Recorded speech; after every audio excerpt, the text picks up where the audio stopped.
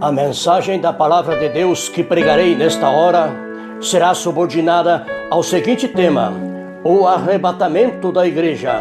A igreja que destacarei nesta mensagem não é uma construção construída pelo homem que limita-se a quatro paredes, mas é uma igreja dinâmica e triunfante, aglomerada de povos, tribos, nações e línguas, administrada pelo seu fundador, que disse em Mateus capítulo 16, versículo 18: edificarei a minha igreja e as portas do inferno não prevalecerão contra ela. Para isto, ele disse em Lucas capítulo 10, versículo 19: eis que vos dou poder para pisar serpentes, escorpiões e toda a força do inimigo, e nada vos fará dano algum. Paulo escreveu para a igreja na segunda carta aos Coríntios, no capítulo 10, versículo 4, que as armas de nossa milícia não são carnais, mas poderosas em Deus para a destruição de fortaleza. A igreja tem demonstrado isto em toda a sua trajetória, caminhando vitoriosamente, deixando para trás as décadas, ultrapassados os séculos, irrompido os milênios, testificando para o mundo em Filipenses capítulo 4, versículo 13, dizendo: posso todas as coisas naquele que me fortalece.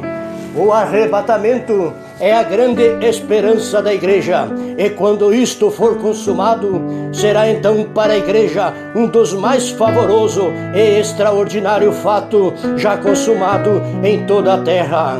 Jesus dá esta gloriosa esperança para a igreja no Evangelho de João, capítulo 14, versículo 1 ao 3, dizendo: não se turbe o vosso coração, credes em Deus, crede também em mim. Na casa de meu pai há muitas moradas, se não fosse assim, eu vos teria dito: vou preparar-vos lugar. E quando eu for e vos preparar lugar, virei outra vez e vos levarei para mim mesmo, para que onde eu esteja, estejai-vos também. Paulo, movido por esta incomparável esperança, ele expressa na primeira carta aos Tessalonicenses, no capítulo 4, versículo 16 e 17, que o mesmo Senhor descerá do céu com alarido e com voz de arcanjo e com trombeta de Deus, e os que morreram em Cristo ressuscitarão primeiro. Depois nós, os que ficaremos vivos, seremos arrebatados juntamente com eles nas nuvens, a encontrar o Senhor nos ares, e assim estaremos para sempre com o Senhor. O arrebatamento será para os que subirem, regozijo e alegria, porém para os que ficarem será como as dores de parto naquela que está grávida, e de modo nenhum escaparão. Descrito na primeira carta aos Tessalonicenses, capítulo 5, versículo 3. Em Mateus capítulo 24, versículo 36 ao 41, Jesus disse: porém, daquele dia e hora ninguém sabe, nem os anjos do céu, mas unicamente meu Pai. E como foi nos dias de Noé, assim será também a vinda do Filho do Homem. Portanto, assim como nos dias anteriores ao dilúvio, comiam, bebiam, casavam e davam sem casamento, até o dia em que Noé entrou na arca, e não o perceberam, até que veio o dilúvio e os levou a todos. Assim será também a vinda do Filho do Homem. Estando dois no campo, um será levado e outro será deixado. Estando duas moendo no moinho, uma será levada e a outra será deixada. Em Lucas capítulo 17, versículo 34, Jesus prossegue dizendo que dois estarão numa cama, um será levado e outro será deixado. Jesus disse em Lucas capítulo 21, versículo 34 e 35, olhar por vós, para que não aconteça que o vosso coração se carregue de glutonaria e de embriaguez e dos cuidados da vida, e venha sobre vós de improviso aquele dia, porque virá como um laço sobre todos os que habitam na face de toda a terra. Em Mateus capítulo 24, versículo 27, ele disse: porque assim como o relâmpago sai do oriente e se mostra até ao ocidente, assim será também a vinda do Filho do Homem. Em Lucas capítulo 12, versículo 39 e 40, Jesus expressou dizendo: sabei, porém, isto, se o pai de família soubesse a que hora havia de vir o ladrão, vigiaria e não deixaria minar a sua casa. Portanto, estai-vos também apercebido, porque o Filho do Homem há de vir a hora em que não imagineis.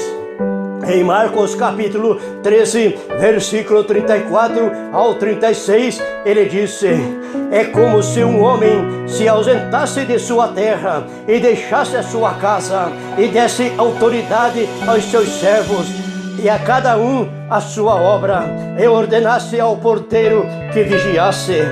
Vigiai, pois, porque não sabeis quando virá o Senhor da casa, se é à tarde, se é à meia-noite, ou se é o cantar do galo, ou se pela manhã, para que vindo ele de improviso, não vos ache dormindo.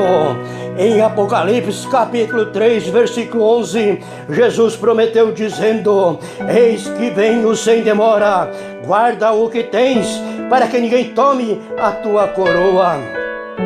Pedro, inspirado pelo Espírito Santo, escreveu em sua segunda epístola, no capítulo 3, versículo 9, que o Senhor não retarda a sua promessa, ainda que alguns a tenham por tardia, mas é longânimo para convosco, não querendo que alguns se percam, senão que todos venham a arrepender-se. Em Apocalipse capítulo 19, versículo 7, está escrito: regozijemo-nos e alegremo-nos e demos-lhe glória, porque vindas são as bodas do Cordeiro, e já sua esposa se aprontou. Agora eu pergunto: você já se aprontou? Está preparado para encontrar-se com o Senhor?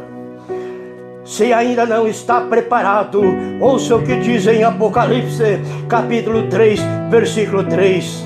Lembra-te, pois, do que tens recebido e ouvido, e guarda-o, e arrependa-te. E se não vigiares, virei sobre ti como um ladrão, e não saberás a que hora sobre ti virei. Termino esta mensagem dizendo: entrega teu caminho ao Senhor, confia nele e ele tudo fará. Amém.